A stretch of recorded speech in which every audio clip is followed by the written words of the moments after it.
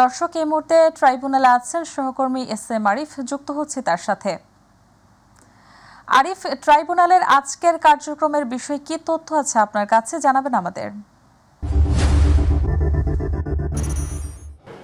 জি শাইলি, গতকাল আনুষ্ঠানিকভাবে কিন্তু শেখ হাসিনা সহ যে ৩ জন আসামি আছে মানবতা বিরোধী অপরাধে ট্রাইব্যুনাল ১-এ যে মামলাটি চলমান রয়েছে সেই মামলার আনুষ্ঠানিক বিচার শুরু হয় এবং কালকে কিন্তু সাক্ষ্য গ্রহণ শুরু হয়েছিল। প্রথম দিনে প্রথম যে সাক্ষ্য দিয়েছিলেন একজন জুলাই যোদ্ধা, তিনি সাক্ষ্য দিয়েছিলেন প্রথমে। আজকেও সাক্ষ্য দেওয়ার দিন ধার্য করা রয়েছে এবং আমরা জানি বেলা 11:30টার দিকে আদালত বসতে পারে এবং সেখানে সাক্ষীদের সাক্ষ্য গ্রহণ চলবে। এবং আজকে আমরা যতটুকু জানতে পেরেছি যে একজন নারী জুলাই যোদ্ধা তিনি সাক্ষ্য দেবেন। এই যে মামলাটি রয়েছে এই মামলায় এখন পর্যন্ত 81 জন সাক্ষী সাক্ষ্য দেওয়ার কথা রয়েছে। তার মধ্যে আমরা জানতে পেরেছি গণমাধ্যম কর্মী রয়েছে এবং বেশিরভাগই জুলাই যোদ্ধা রয়েছে। বেশিরভাগ বলতে যারা আহত হয়েছেন সে সময় আন্দোলন করতে গিয়ে জুলাইয়ে, তারাই বেশিরভাগ সাক্ষী দেবেন এবং নেতৃস্থানীয় কয়েকজন রয়েছেন তারা সাক্ষী দেবেন। আমরা জানতে পেরেছি যারা নেতৃস্থানীয় রয়েছেন তারা অনেকে নির্যাতনের শিকার হয়েছিলেন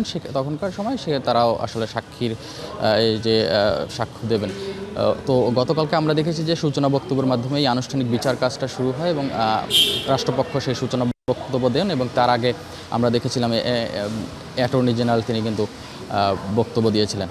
যদিও গতকালকে সরাসরি কিন্তু সেই বক্তব্যগুলো ধারণ করা হয়েছিল বাংলাদেশ টেলিভিশন সহ এই ট্রাইব্যুনালের যে ফেসবুক পেজ সেটিতে, তবে সাক্ষী যে সাক্ষ্য গ্রহণ সেটি কিন্তু আসলে সরাসরি ধারণ করা হবে না, কারণ আপনি জানেন যে সাক্ষীর নিরাপত্তাজনিত অনেক কারণ রয়েছে। আজকে যেটি বলেছি বেলা 11:30টার দিকে এই আদালত বসতে পারে এবং আজকে প্রথম যে সাক্ষী দেবেন তিনি একজন নারী জুলাই যোদ্ধা।